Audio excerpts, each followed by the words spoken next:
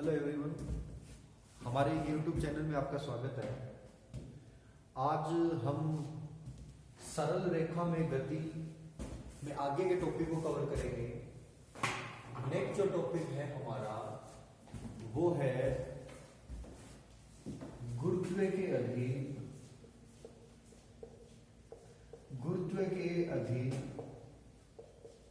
गति। गुरुत्व के अधीन गति। अब इसमें जो है वो सबसे पहली कंडीशन है स्वतंत्रता। स्वतंत्रता पूर्वक गिरते पिंड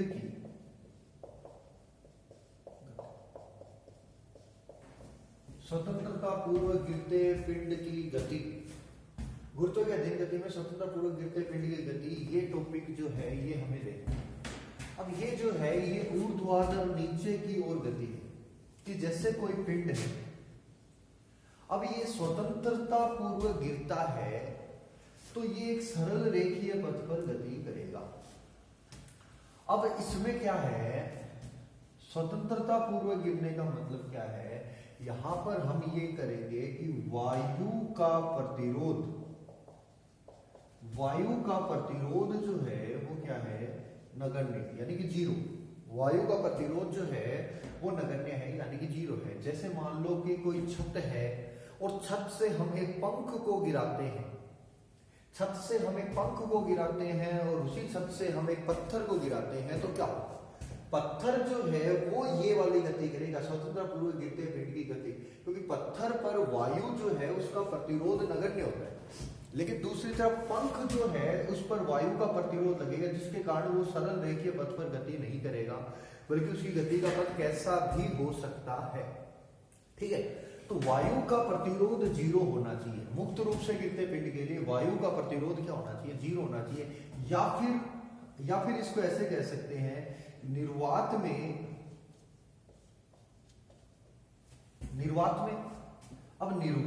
अगर देखें किसी पिंड को गिराया जाए, निर्वात में किसी पिंड को गिराया जाए तब क्या होगा, तो जब किसी पिंड को निर्वात में गिराया जाता है तो वो क्या करता है, उस निर्वात में वायु तो होती नहीं, निर्वात में वायु नहीं होती। तो यहां पर अगर अपन देखें एक पंख को और एक पत्थर को समान ऊंचाई से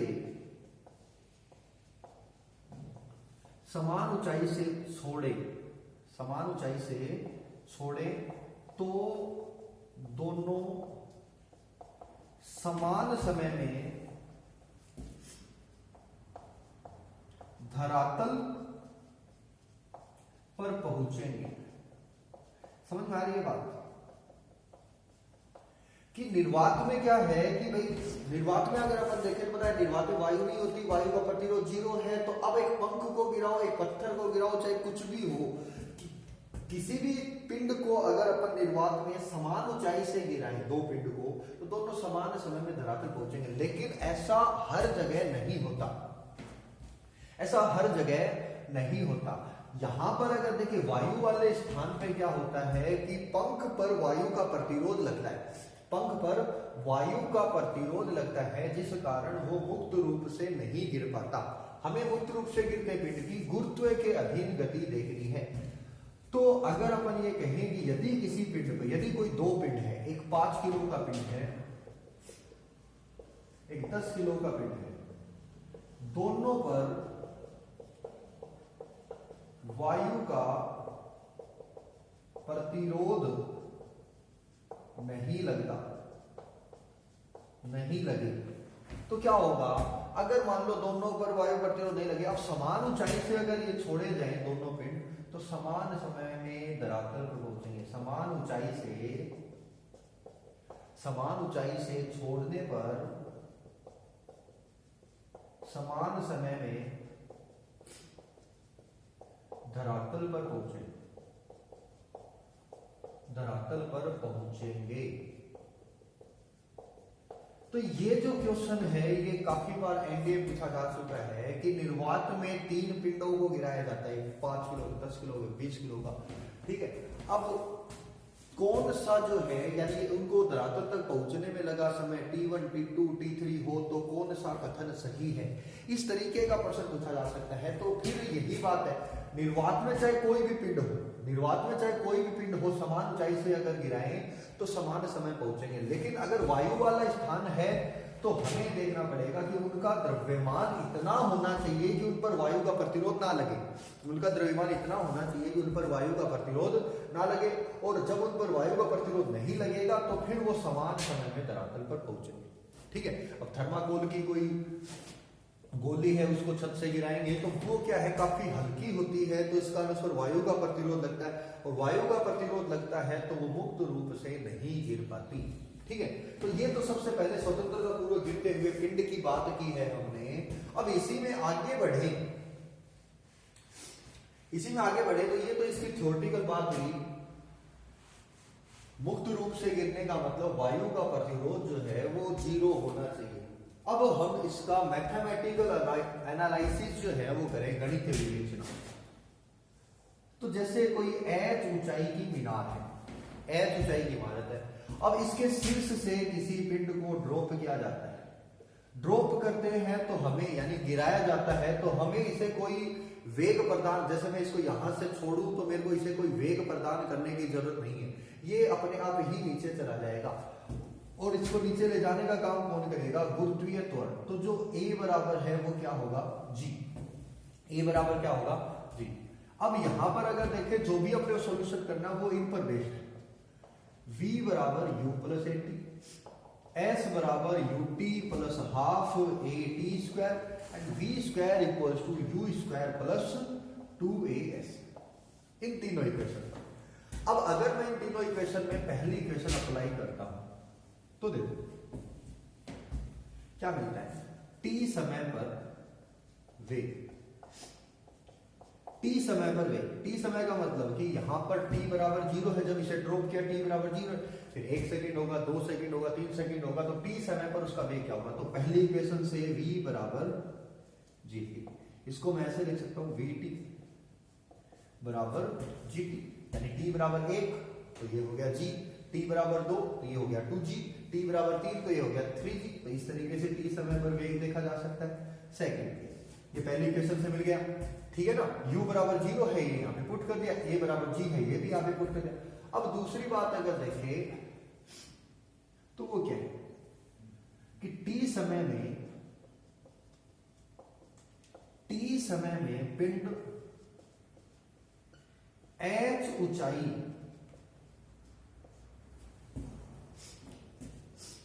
t समय में पिंड h ऊंचाई, या फिर इसको ऐसे लिख सकते हैं, t समय में पिंड s दूरी तय करे,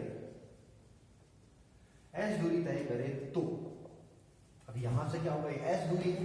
अब u बराबर तो 0 है, सेकंड इक्वेशन लगाएंगे तो अपने पास आ गया s बराबर u की जगह 0 रख के आ गया हाफ g t स्क्वायर। अब धरातल से टकराने पर, धरातल से टकराने में लगा समय, धरातल से टकराने में लगा समय वो क्या है, वो टी, इसको लिख सकते टी डी। ठीक है, धरातल से टकराने में लगा समय क्या रहेगा, टी डी। तो धरातल से टकराने लगा समय टी डी हो तो एस बराबर क्या हो गया, एच। धरातल टकराने में अगर मान लो यहां से यहां तक आया, धरातल टकराया, तो इसमें दूरी कितनी तय की, एच। दूरी कितनी तय की, एच। तो एस बराबर हो गया एच, तो यहां से अपने पास आ गया एच बराबर हाफ जी टी डी का स्क्वायर। और यहां से अगर अपन देखें हमारे पास आएगा T D equal to under root में 2h अपॉन में जी। ये हो गया धरातल से टकराने में लगा समय, धरातल से टकराने में लगा समय। तो इसको हम यहां से ज्ञात कर सकते हैं। तो ये तो दो इक्वेशन की बात हो गई।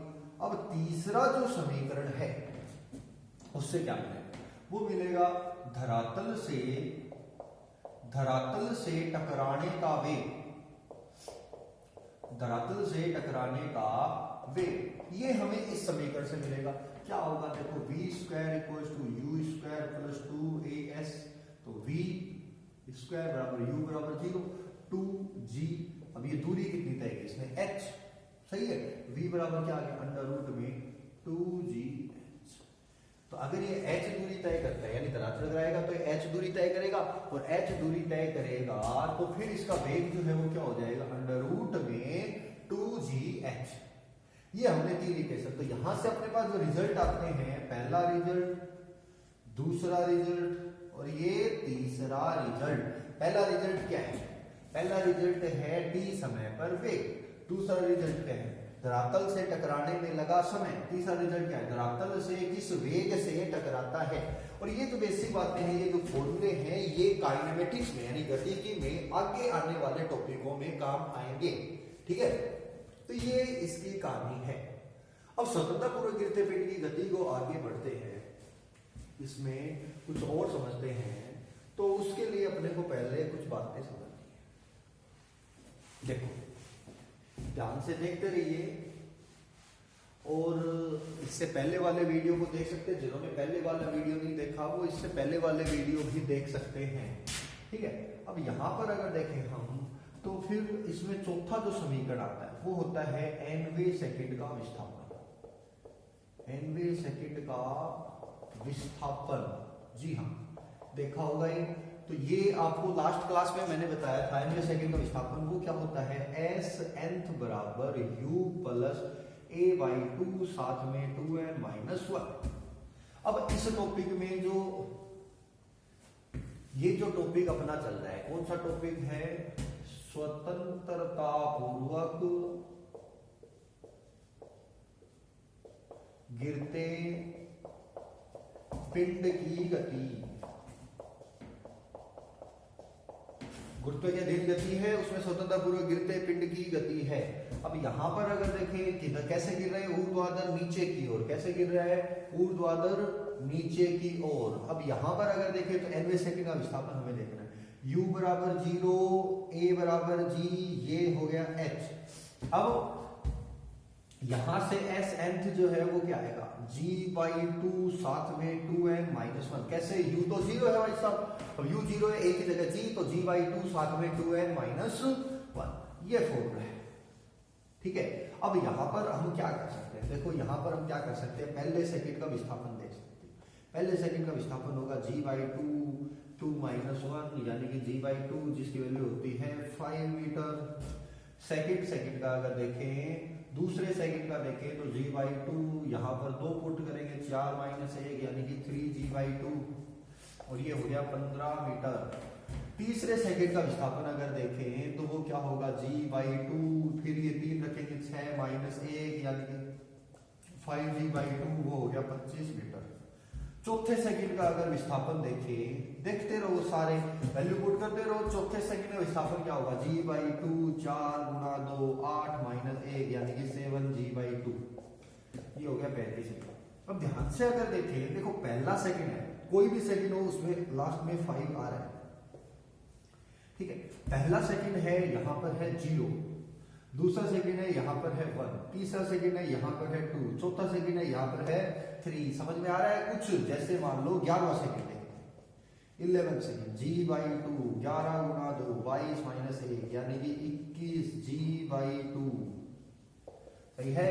21g बाई 2, 21g बाई 2 कितना होगा, 105। g बाई 2 वैल्यू 5, 210 हो गया ना, g की वैल्यू 10 रखो तो 210 भाग 2 यानी कि 105 मीटर। अब यहां भी देखो यही चीज है, समझ में आ रहा है। देखो यहां पर 1, यहां पर 0, यहां पर 2, यहां पर 1, यहां पर 3, यहां पर 2, यहां पर 4, यहां पर 3, यहां पर 11, यहां पर 10। इसका मतलब nवे सेकंड का विस्थापन जो है वो हम डायरेक्ट भी लिख सकते हैं, और डायरेक्ट लिखेंगे तो यहां पर क्या आएगा, n माइनस 1, और यहां पर क्या आएगा 5।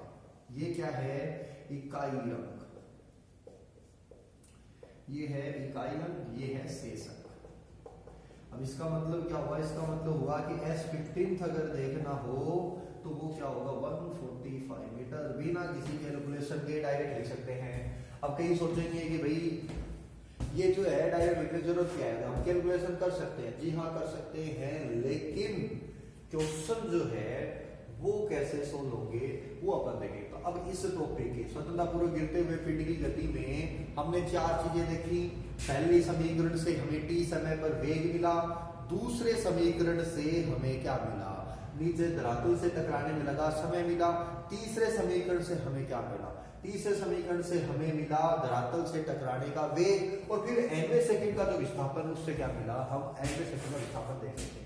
एक और जो इंपॉर्टेंट बात है वो ये है कि विस्थापन को अगर देखें तो S1 अनुपात S2 अनुपात S3 या फिर फर्स्ट सेकंड थर्ड, ये जो रेशियो है वो होगा 1:3:5।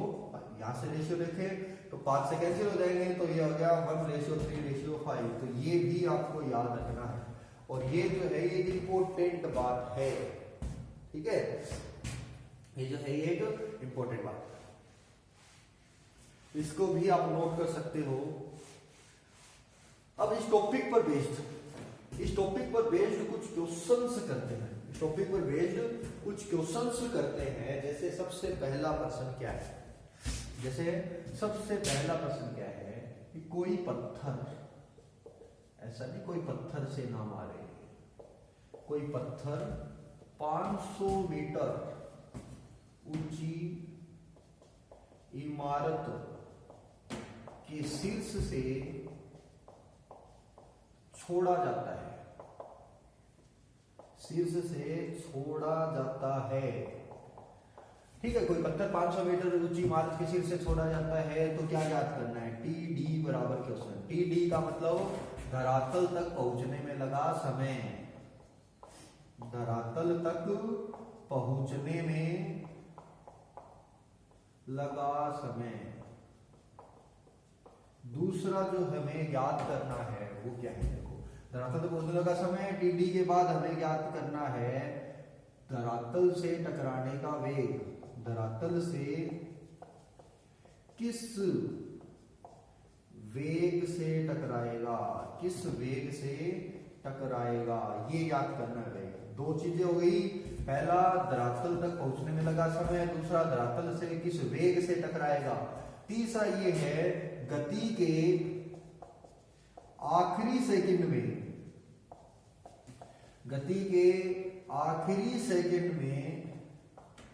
तय दूरी का मतलब गति के लास्ट सेकंड में कितनी दूरी तय करेगा, ये भी याद करना है।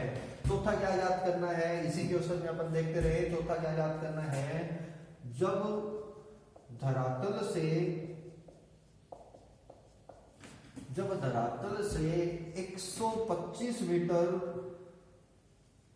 ऊंचाई पर हो तब वेग क्या होगा। जी हाँ, ये भी याद कर सकते हैं, जब ये धरातल से 125 मीटर ऊंचाई पर हो तब वेग क्या होगा। और क्या याद कर सकते हैं, और याद कर सकते हैं हम पांचवें सेकंड का विस्थापन।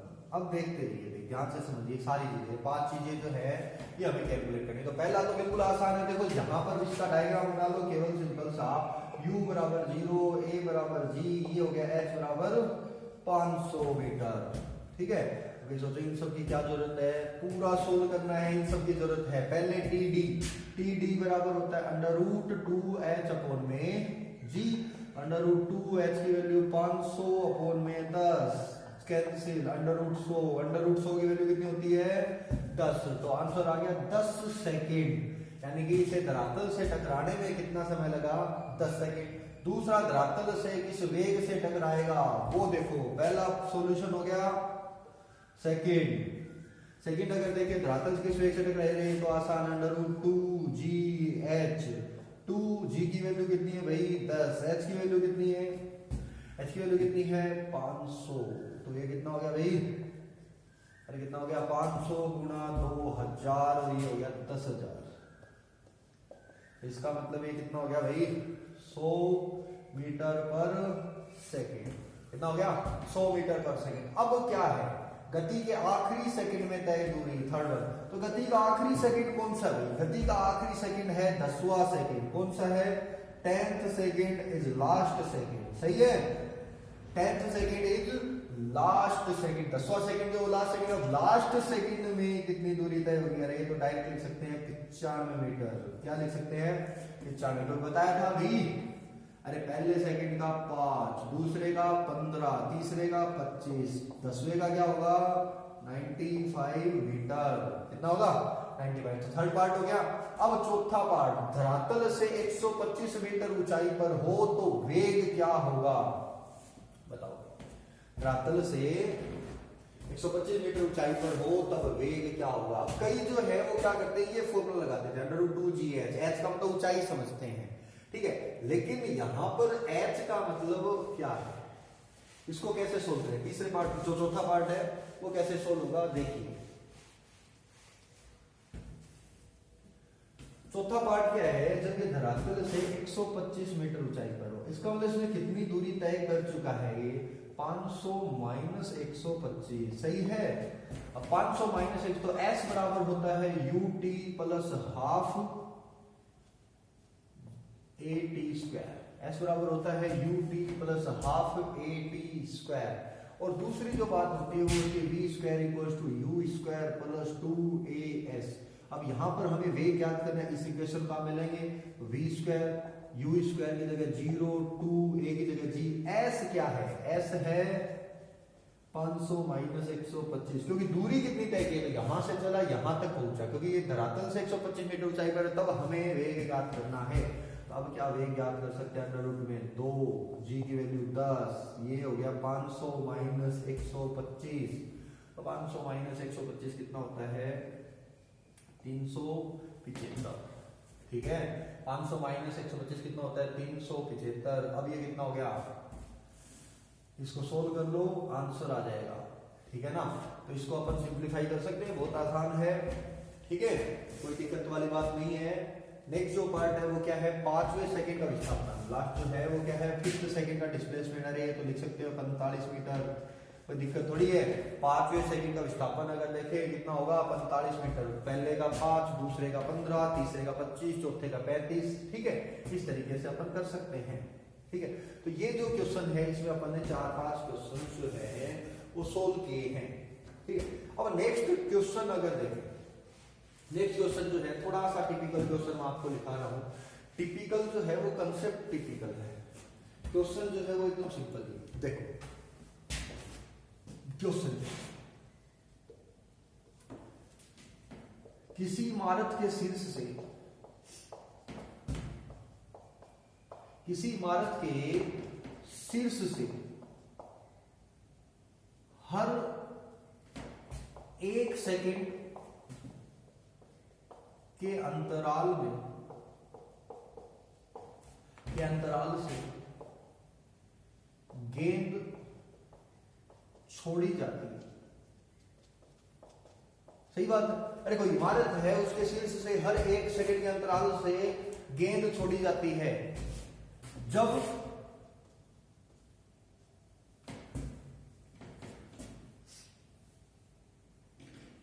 जब 15वीं गेंद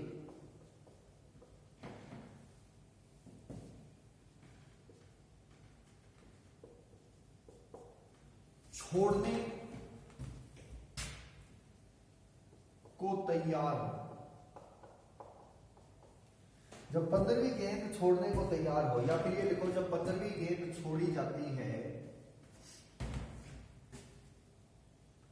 जब 15वीं गेंद छोड़ी जाती है तो पहली गेंद धरातल से टकराती है। यानी जब 15वीं गेंद को छोड़ते हैं तो पहली गेंद धरातल से टकराती है। ज्ञात क्या करना है, इमारत की ऊंचाई। ज्ञात क्या करना है, इमारत की ऊंचाई ज्ञात करनी है। कैसे ज्ञात करेंगे, ठीक है। ये ज्ञात कर लेते हैं इस क्वेश्चन में कि कोई इमारत के शीर्ष से हर 1 सेकंड के अंतराल से गेंद छोड़ी जाती है। जब 15वीं गेंद छोड़ी जाती है तो पहली गेंद धरातल से टकराती है। इमारत की ऊंचाई क्या होगी, ठीक है। अब ये कैसे करें, देखो ये यहां पर है कोई इमारत। अब पहली गेंद कब छोड़ी जाती है, पहली गेंद छोड़ेंगे t बराबर 0 पर। पहली गेंद कब छोड़ेंगे, t बराबर 0 पर, याद रखना इस चीज को। पहली गेंद t बराबर 0 पर। दूसरी गेंद कब छोड़ेंगे, t बराबर 1 पर। इसका मतलब क्या है? इसका मतलब है 15वीं गेंद छोड़ेंगे तो फिर टाइम कितना हो गया? 14 सेकंड। कितना हो गया? 14। अभी 1 है तो t बराबर 0, 2 है तो t बराबर 1। 15वीं गेंद कब छोड़ेंगे? t बराबर 14 सेकंड। इसका मतलब इस गेंद को यहां से यहां तक पहुंचने में कितना समय लगा, यानी कि td जो है वो कितना हो गया? 14 सेकंड। अब td जो है वो 14 सेकंड हो गया, तो हम याद कर सकते हैं h। td जो है 14 सेकंड होगा, हम याद क्या कर सकते हैं? h। कैसे याद होगा? देखो s बराबर होता है ut प्लस हाफ at स्क्वायर। अब s की जगह आ गया, s की जगह आ गया h, ये 0, ये हो गया हाफ, g की जगह 10, td स्क्वायर यानी कि 14 का स्क्वायर। सही है? तो अब ये जो है ये कितना?